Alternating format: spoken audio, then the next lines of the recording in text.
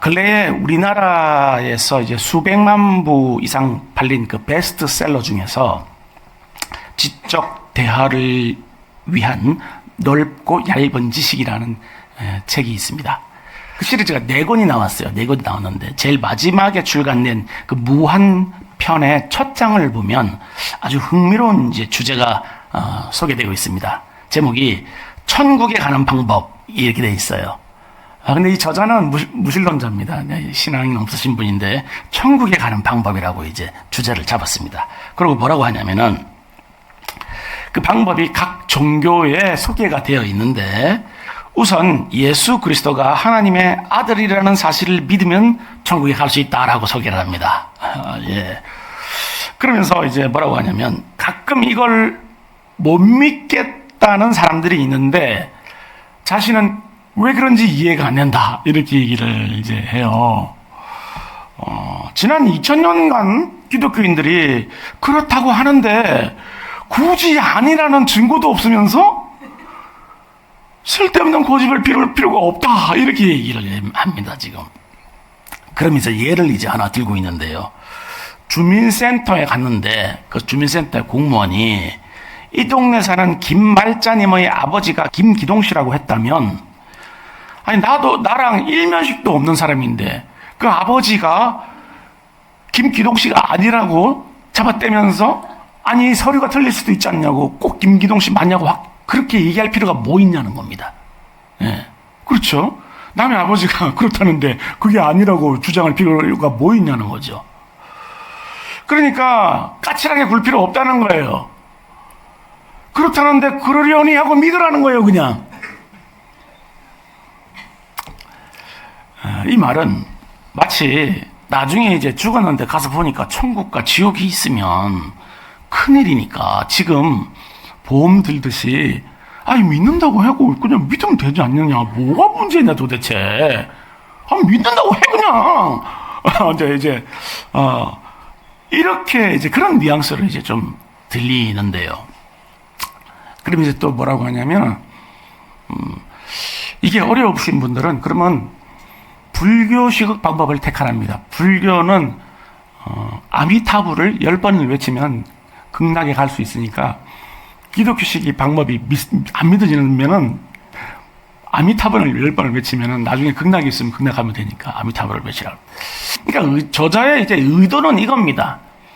우리가 모든 사람들이 현실의 그 만족을 위해서 살아가는데 아무리 현실이 만족이 돼도 이 땅에서의 삶이 만족이 돼도 사람은 거기서 궁극적인 만족을 할 수 없다는 겁니다. 지금 저자의 얘기는.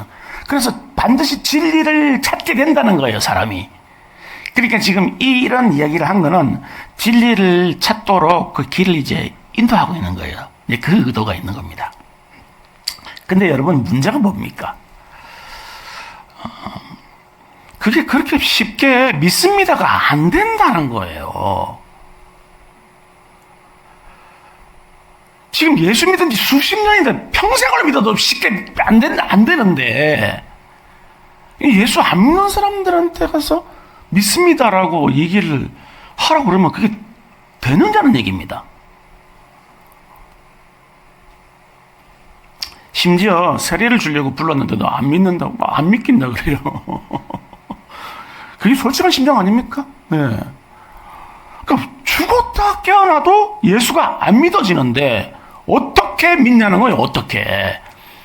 그러니까 예수가 하나님의 아들이라는 건 둘째 치고 하나님이 존재하신다는 것도 안 믿어지잖아요. 여러분들 지금 어떻게 믿고 계십니까? 보셨습니까, 하나님? 하나님이 존재한다는 것도 안 믿어지는데 그 하나님이 아들이 있다는 거네요 지금. 근데 하나님의 아들이면 그분도 신이 아니겠습니까? 하나님 신이니까, 그죠? 그런데 그 신이 인간의 육체를 입고 이 땅에 오셨다는 거잖아요 지금. 그걸 지금 도대체 어떻게 믿으라는 겁니까 지금? 하나님이 계신 것도 안 믿어지고 하나님의 아들이 계시고 더 안 믿어지는데 그 아들이 신인데 인간의 육체를 입고 지금 이 땅에 왔다는 거예요? 그걸 어떻게 믿으라는 거예요 지금? 그런데 그 신이 아무런 힘도 저항도 못하고 십자가에 못 박혀서 사람들한테 죽임을 당했답니다. 신인데? 아니, 우주 만물을 창조한 창조주인데? 근데 3일 있다가 다시 살아나셨대요, 또. 왜 그러셨냐고 그러니까? 지금 저와 여러분들을 멸망에서 건지시기 위해서. 도대체 이게 지금 무슨 판타지 소설도 지금, 이런 판타지 소설은 없습니다. 이걸 어떻게 믿으라냐고, 이걸 어떻게 그러려니, 그 기독교인들이 그러려니 하니까 나도 그러려니 믿습니다? 그게 되냐는 거예요, 지금. 그러니까 여러분, 이 복음인데, 이 복음이 인간의 이성으로 믿어지는 것이 정상일까요? 아니면 안 믿어지는 것이 정상일까요? 그렇죠. 예. 안 믿어지는 게 정상이죠. 근데 여러분들 여기 왜 계시죠?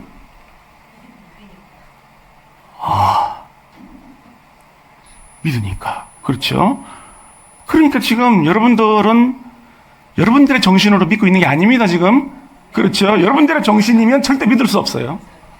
말도 안 되는 얘기잖아요, 지금. 그럼 누구 정신입니까? 그렇죠. 그러니까 이 얘기는 지극히 비정상인데 누구 앞에서는 정상이라는 겁니까? 하나님 앞에서는 정상이라는 거죠. 왜죠? 이 믿음을 주신 분이 하나님이기 때문에 그래요. 그러니까 우리에게서 나온 게 아니에요, 이 믿음이. 그냥 절대로 안 믿어져요, 이거는. 그런데 이제 오늘 우리가 읽을 사무엘상 6장에서도 말이 안 되는, 그래서 도저히 믿기 어려운 이야기가 이제 등장합니다. 이 말이 안 되는 이야기 속에 하나님은 누구이시며 어떻게 이 세상에서 일을 하시는지에 대한 놀라운 진리가 이제 담겨져 있는데요. 오늘 본문의 배경을 이해하기 위해서는 사무엘상 4장 처음 얘기로 조금 이제 거슬러 올라가면 좋을 것 같습니다. 이스라엘과 블레셋이 전쟁이 일어났죠. 그래서 이제 이스라엘이 무참하게 패배를 했는데요. 그런데 이제 그냥 패배한 게 아니라 언약궤를 빼앗기게 되죠. 하나님의 임재 상징인 아주 치욕스러운 이제 패배였습니다. 대제사장의 아들 홈니와 비느하스도 이제 전사하고 소식을 전해들은 엘리도 의자가 뒤로 넘어가서 이제 죽었는데요. 그리고 그 비보를 접한 비느하스의 아내는 출산 도중에 이가봇 영광이 떠나갔다, 망했다, 우리 다 망했다, 끝장났다 라는 이름을 아들한테 붙여주고 또 이 여인도 세상을 떠납니다. 그러니까 이제 하나님의 임재의 상징인 법궤가 이방인의 손에 넘어갔다는 거는 우리가 이제 다 끝장났다, 하나님 우리를 버렸다, 이제 그런 의미가 되기 때문인데요.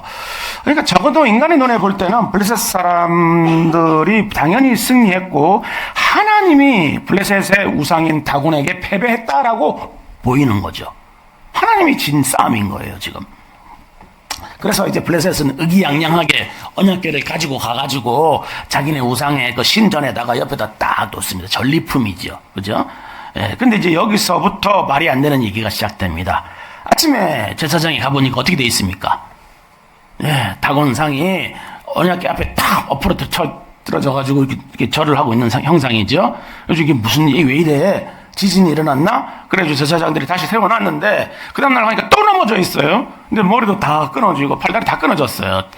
야, 이게 무슨 일이냐? 깜짝 놀라 있는데 그때부터 이제 재앙이 블레셋 땅에 막 내려지기 시작하는 겁니다. 오늘 우리가 이제 본문에서 읽었는데요. 독한 종기가 그 언약궤가 있는 온 성읍에 다 퍼지는 거예요. 그리고 들쥐들, 갑자기 쥐떼들이 막 어마어마하게 막 들끓기 시작합니다.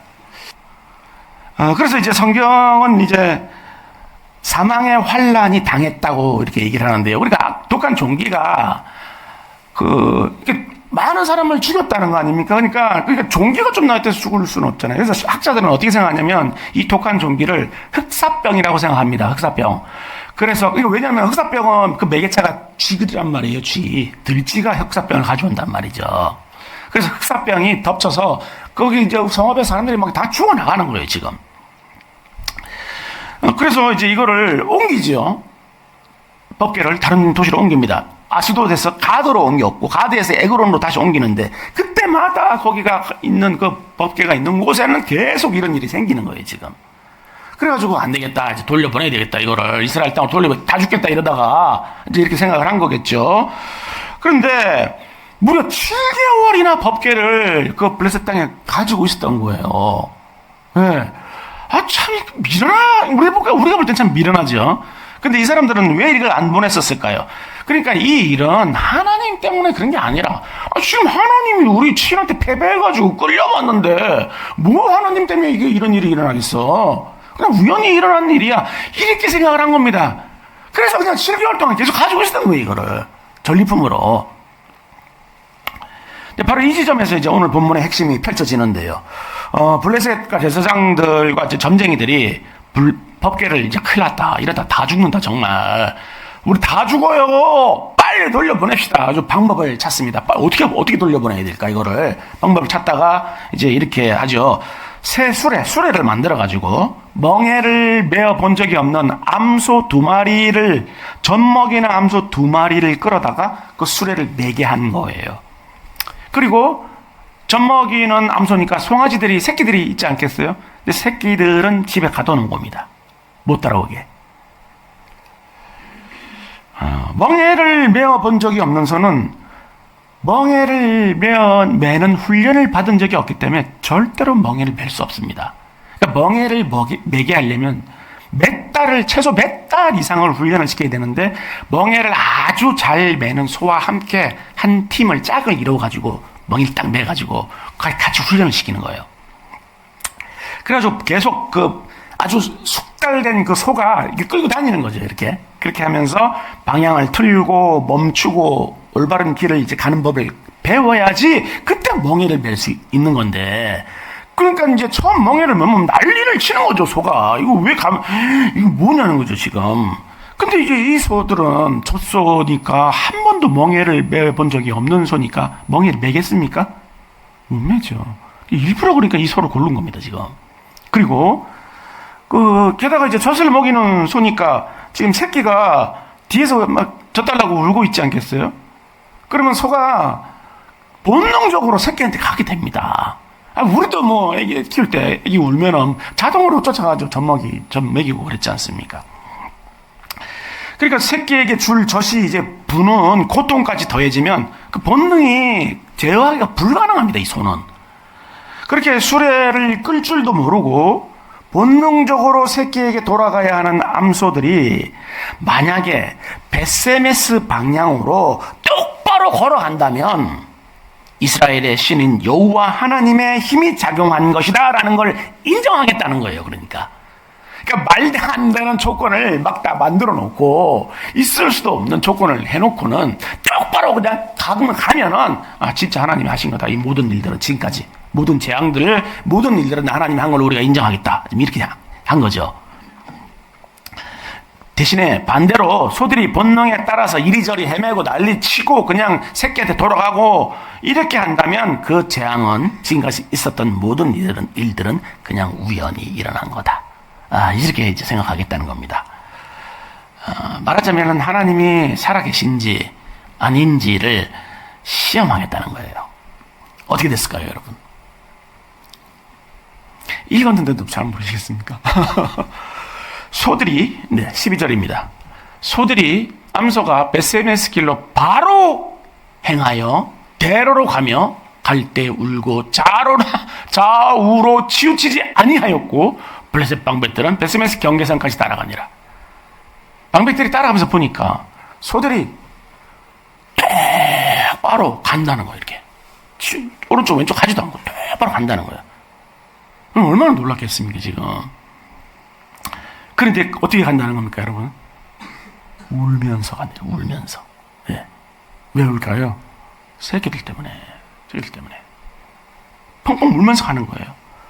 그러니까 본능은 뒤를 돌아봐라. 지금 새끼 울고 있는데, 젖달라고 울고 있는데 이걸 버리고 가냐? 이제 본능은 빨리 돌아가서 새끼 젖 먹이려고 지금 이렇게 하고 있는데, 그러니까 온몸은 지금 소리치고 있는 거죠. 새끼가 돌아가라고. 새끼 울음소리가 막 귓가에 맴돌고 몸 전체가 뒤로 돌아서라고 지금 아우성을 이제 치고 있는 거죠. 근데 이제 이 암소들은 울면서도 뒤도 안 돌아보고 지금 그걸 앞으로 가고 있는 겁니다. 좌우로 치우치지도 않고 곧장 벳세메스를 향해 이제 갔는데요. 여러분, 이게 말이 됩니까? 이게 말이 안 되지 않습니까? 이게 지금 절대로 말이 안 되죠. 훈련받지 않은 소는 결코 수레를 끌 수도 없고 새끼를 둔 어미는 절대 본능을 거슬러서 반대 방향으로 갈 수 없기 때문인데요. 근데 그 소의 걸음을 누가 인도하고 있는 겁니까? 하나님이 인도하고 계시잖아요, 지금. 그렇습니다. 어미의 그 울음보다도 더 강한 하나님의 힘이 그 소들을 벳세메스로 지금 이끌고 있는데요.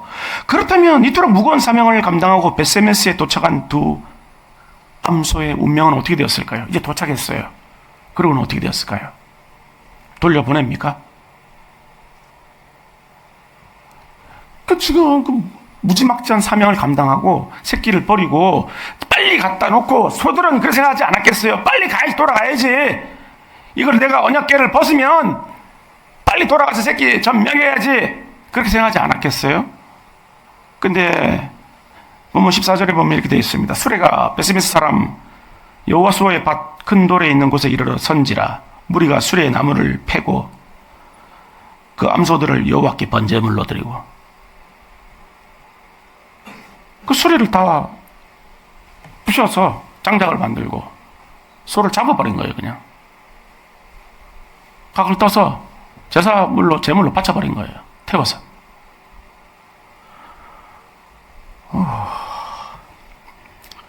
인간적인 감정으로는 너무 비통하지 않습니까? 너무 비참한 운명 아니에요, 지금? 새끼들을 떠두고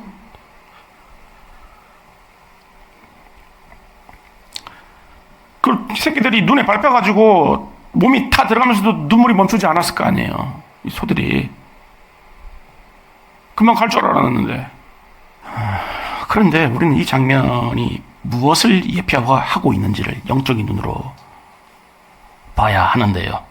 그러니까 이 암소들은 바로 우리 죄를 짊어지고 갈보리 언덕으로 오르신 우리 구주 예수 그리스도의 완벽한 그림자를 보여주고 있는 겁니다. 예수님은 무거운 십자가라는 수레를 짊어진 채 좌로도 우로도 치우치지 않고 골고다 언덕을 향해서 곧장 걸어가셨죠. 잔을 내게서 할 수 있으시거든. 근데 하나님은 무시하셨잖아요. 그리고 십자가 위에서 번제물로 들으셨잖아요. 아들을. 이 소가 그리스도의 죽으심을 예표하고 있는 거예요, 지금. 마침내 십자가라는 그 거대한 제단 위에서 그리스도의 그 거룩한 몸을 찢고 피를 흘려 진노하시는 그 하나님의 공의를 만족시키신 그 번제물이 되신 것인데요. 그러한 그분의 그 죽으심으로 말미암아서 저와 여러분이 영원한 멸망에서 건짐을 받고 구원을 받게 된 것이죠. 이것이 바로 이제 인간의 이성으로는 이해할 수 없는 하나님의 일하시는 방식이라는 겁니다. 도무지 이해가 안 되는 거예요. 소가 그렇게 죽음을 당하는 것도 우리 같으면 돌려보내고 싶은데 그리스도를 살리셔서 임금자리에 앉으셔서 모두가 복종하게 하면 제일 쉬울 것 같은데 제일 비참한 자리에 두시는 거예요, 아들을. 그런데 이제 우리는 우리가 기대하는 방식으로 하나님께서 일하시기를 원한다는 겁니다. 예. 그래서 이제 당시 유대인들은 예수님이 십자가에서 무력하게 죽지 않으시고 세상의 왕자에 이제 오르시길 원했던 것이죠. 근데 이런 기대는 우리의 신앙에도 고스란히 이제 드러납니다. 뭡니까? 우리가 신앙생활 열심히 하면 하나님께서 우리가 원하고 바라는 대로 응답해 주실 것이라고 생각한다는 겁니다. 우리도 똑같이. 내가 신앙생활 열심히 했는데 하나님께서 나한테 어려움을 주실 것이다. 그걸 기대하시는 분 계세요? 없죠. 예. 아니, 그게 우리의 솔직한 마음이잖아요. 내가 신앙생활 열심히 하고 하나님 말씀 순종 잘하면 하나님께서 내가 원하고 바라는 것들을 주실 것이고 그런 기대가 다 있지 않습니까? 근데 하나님은 우리 기대대로 안 하신다는 거예요. 그래서 이제 하나님, 제가 좀 더 좋은 조건을 주시면 제가 정말 제대로 하나님 위해서 살아보겠습니다. 그러니까 하나님의 방식은 우리가 기대와 전혀 다르게 역사하시는데요. 그러니까 때로 법궤를 뺏기게 두시기도 하시고, 또 영광이 떠난 것 같은 그런 이가봇의 상황을 허락하시기도 한다는 것인데요. 그렇기 때문에 하나뿐인 자신의 그 아들까지 십자가에 못 박으셨다는 것입니다. 도무지 이해가 안 가는 거예요, 우리 입장에서는. 완전한 패배 아닙니까, 그것은? 그런데 그 패배를 통해서, 그 절망을 통해서 인류 구원이라는 영원한 승리를 이제 이루어내신 것인데요. 법궤 앞에서 엎드려진 다곤의 모습은 장차 십자가 앞에서 무릎을 꿇게 될 모든 그 어둠의 권세에 대한 예고편인 거예요. 그러니까 하나님의 일하시는 방식의 그 핵심은 바로 이겁니다. 뭡니까? 우리가 처해 있는, 지금 우리가 처해 있는 상황보다 더 나은 조건이란 없다. 이거예요, 지금. 여러분 잘 들으셔야 됩니다. 예. 다시 말해서 지금 우리에게 주어진 조건이 가장 선한 것이다라는 말입니다. 지금 이 말이. 여기에 우리의 영적 싸움이 있는 거예요. 평생의 영적 싸움이. 정말 그렇게 느껴지십니까, 여러분? 여러분들 삶이 가장 나에게 좋은 것이다, 가장 선한 것이다 라고 느껴지십니까? 느껴지는데 왜 입이 이렇게 나와 있는 거예요, 우리 삶은요? 이러다가 그냥 입이 이렇게 굳어질 것 같아요, 이렇게. 현실적으로 어려움에 처해 있는 우리에게는 이 말이 다소 절망적으로 들릴 수 있습니다. 이게 제일 좋은 거라고? 어떻게 해? 문제는 우리가 우리에게 좋은 것이 뭔 줄 몰라. 우리는 우리의 기대가 이루어져야 좋은 것이라고 생각하잖아요. 우리의 수준은 거기에 있기 때문에 하나님께서 주시기 원하는 것이 무엇인지 몰라요, 우리는. 그렇기 때문에 이것을 믿음으로 만약에 고백을 하게 된다면 지금 우리가 어떤 조건과 형편과 처지에 있더라도 감사를 잃어버리지 않을 수 있다는 거예요. 기쁨을 누릴 수 있고 평강을 누릴 수 있다는 거예요. 왜입니까? 하나님께서 항상 가장 좋은 것을 주신다는 그 믿음을 견지하고 있다면 기쁨을 잃어버리지 않을 수 있는 거예요. 항상 평강을 누릴 수 있는 거예요. 이거보다 그런 애가 어디 있습니까? 지금 내가 아무리 어려움에 처해 있어도 지금 나를 하나님이 징계하고 버리신 게 아니라 가장 좋은 것을 주시기 위한 인도하심이다라는 사실을 기억한다면 평강을 누릴 수 있지 않겠습니까? 그러니까 우리는 소망이 있잖아요, 소망이. 그러니까 하나님은 우리가 무슨 준비가 되어야지 뭘 주시고 잘해야지 뭘 주시고 그런 게 아니라 우리가 부족하고 연약할 때 우리의 조건과 관계없이 당신의 능력을 우리를 통해서 이제 드러내시는 것인데요. 그런데 이제 그 회심 전에 사도 바울과 이스라엘 백성들의 그 문제점이 우리와 동일한 그런 문제점을 가지고 있었는데 뭡니까? 그 기대, 자신들이 기대한 하나님을 끝까지 고집을 해요. 끝까지. 포기를 안 해, 우리는. 우리가 원하는 것을 얻어내기 위해서. 그래서 신앙이 이렇게 그냥 돌짝밭인 겁니다, 우리가. 열매가 없어요. 그러다 보니까. 왜? 계속 불평, 불만, 원망이 나올 수밖에 없으니까. 그리고 바울은 뭡니까? 율법만 완벽하게 지키면 하나님 앞에 의로운 자로 인정을 받고 나는 구원을 받을 것이라 생각했죠. 자기가 만들어낸 겁니다, 지금. 그렇죠? 잘 들어보십시오, 여러분. 이스라엘 백성도 법궤만 가져오면, 그렇죠? 제사만 잘 드리면, 종교적 형식만 잘 취하면 하나님은 반드시 승리를 주실 것이다. 이렇게 생각했습니다. 근데 지금 이 사람들의 그 기대의 본질이 뭡니까? 잘 들어보십시오, 여러분. 동일한 단어가 나옵니다. 율법만 지키면, 법궤만 가져오면, 종교적 형식만 갖추면 뭐가 동일합니까? 뭐뭐 하면 조건이에요, 조건. 조건이죠. 예. 조건부 신앙이에요, 이건.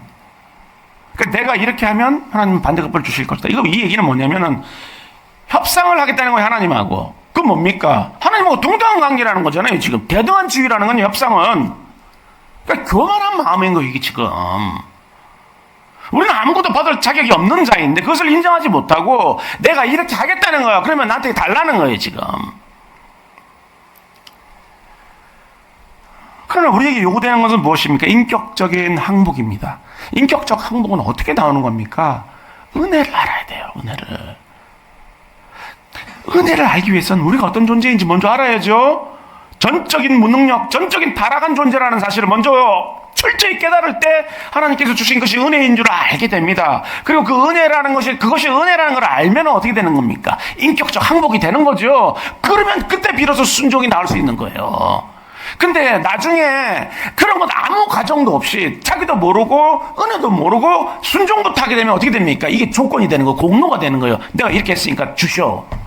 완전히 다른 거죠. 똑같은 순종을 했는데도 완전히 다른 거예요, 이게 지금.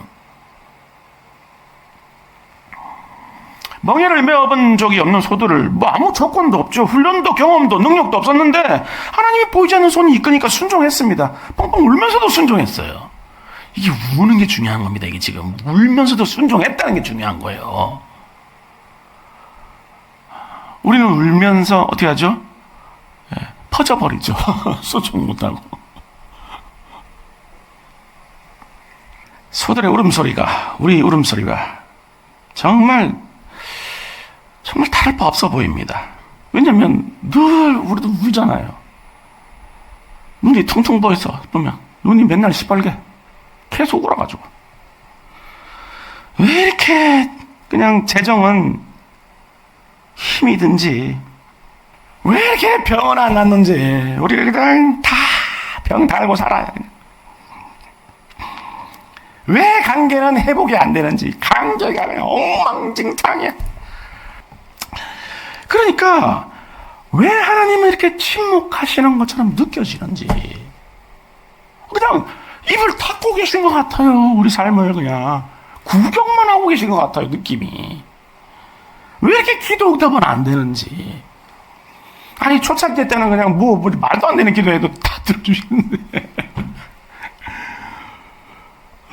하나님께서 기마개를 하고 계신 것처럼 막.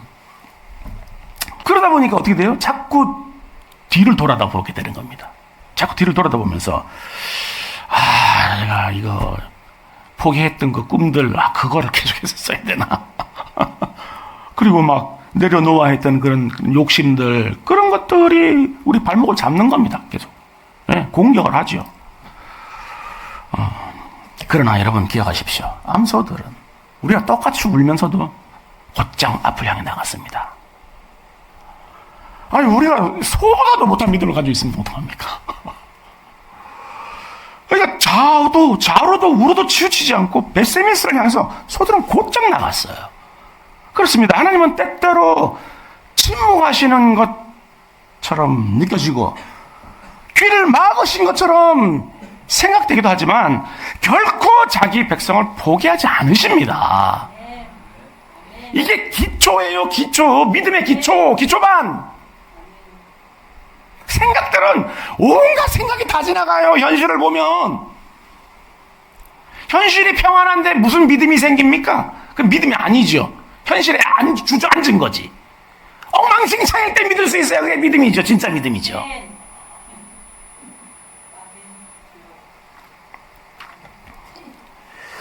영국의 그 탐험가 어니스트 세글턴이라는 사람이 있었는데요. 그 탐험대원들이 한 28명이었는데 1914년도에 남극 횡단을 나섰을 때의 일입니다. 그들이 탄 인듀어런스호, 배가 큰 배가 있었는데 인듀어런스호라는 배를 타고 남극을 이제 탐험을 했는데 1914년도에 남극을 탐험을 했어요. 대단한 사람들이에요. 뭐 장비도 뭐 변변치 않았을 거 아닙니까? 나무 그 목선 타고 그 뭐 어떻게 거기를 하겠다고. 그래도 뭐 아니나 달라 그 얼음 안으로 들어가가지고 껴가지고 그 배가 그냥 완전히 그냥 초전 박살 나버렸어요. 그 얼음 사이 끼어 들어가가지고. 그래가지고 이제 얼음 덩어리 위에 영하 50도 된 얼음 덩어리에 다 이제 내팽개 젖었죠. 28명이. 아무 희망도 구조 가능성도 없는 절대 절망의 조건이었는데요. 근데 이제 이 사람들이 어떻게 했냐면은 그 배가 부서진 걸 가지고 조그만 그 나룻배 같은 거 하나 만듭니다. 7m짜리. 뭐 한 저기서 요만한 거? 7m짜리 하나 만들어가지고 5명이 이제 이걸 타는 거예요. 타고, 세계에서 가장 거칠고 험난하다는 그 드레이크 해협을 건너서 조그만 섬이 하나 있는데 1300km 정도를 항해 가면은 남극에서 가면은 조그만 섬이 하나 있는데 그 섬 이름이 사우스 조지아 섬이라고 있는데 그 섬이 보경선 기지래요. 고래잡이 배의 그 기지랍니다. 제가 지도를 하나 준비해 왔는데요. 그 밑에 보시면은 그 색깔이 그 하얀 그 빙하 옆에 보면은 조그만 무슨 색깔로 보이십니까? 파란색으로, 진한 파란색으로 보이십니까? 제가 비키면은 초록색으로 보이시죠? 네, 저기가 그러니까 표류한 길이에요. 그러니까 저기서 가운데서 배가 깨져가지고 걸어서 저 끝까지 간 거예요.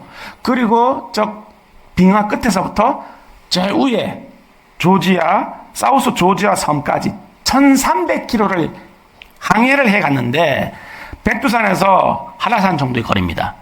백두산에서 한라산 정도의 거리를 나룻배 조그만 거, 7m짜리를 타고 간 거예요.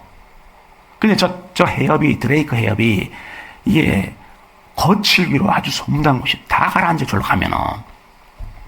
근데 여러분, 당연히 뭐 집채만한 파도가 막 쳤겠죠. 막 난리를 쳤겠죠. 그냥 배를. 근데 16일 만에 도착을 했답니다. 이게 가능합니까, 여러분? 백두산에서 한라산까지 나룻배 타고 16일 만에? 너무 놀라운 사실은 만약에 바다가 잠잠했다면 다 굶어 죽었대요. 몇 달 걸릴 거리니까. 근데 어떻게 16일 만에 도착한 겁니까? 허리케인 바람에 폭풍이 막 몰아쳐가지고 배를 막 몰아친 거야, 막. 그래가지고 16일 만에 도착한 거예요, 지금. 이거. 허리케인보다 더 나은 조건이 없다? 설교 끝. 그거요, 지금. 간단해, 지금. 그쵸?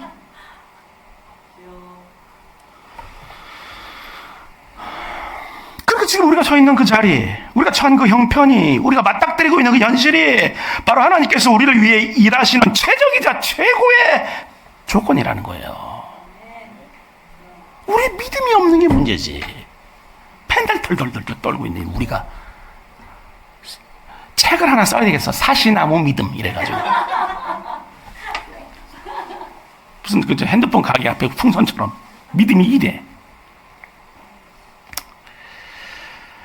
혹시 지금 여러분들의 삶이 이가봇 같으십니까? 영광이 떠난 것 같고 하나님의 침묵하시는 것 같고 기도해도 응답이 없는 것 같으십니까?